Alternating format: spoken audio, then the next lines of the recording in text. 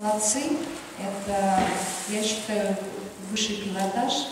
И очень надеюсь, что ваши слова откровенны и искренни. И это не просто там пиар и черные технологии. Хотя я думаю, что вы увидели все стороны избирательной кампании на самом деле, да, и абсолютно точно поняли, где искренность, а где неискренность, где черные технологии, где белые, так скажем, технологии, кому можно верить и кому верить нельзя. Вы знаете, я сейчас нахожусь абсолютно примерно в той же самой ситуации, что и вы, потому что сегодня мне для себя нужно отвечать на эти вопросы, потому что я намерена стать кандидатом в депутаты Государственного совета Республики Коми.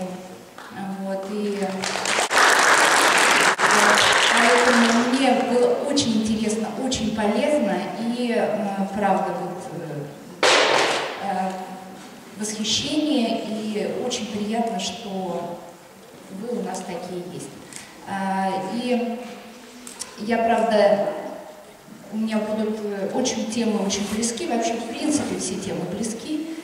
Я буду двигаться по Южному округу, это 4 района: Сысольский, Сыктывдинский, Пригородский, Прилузский. И у нас все получится, я думаю.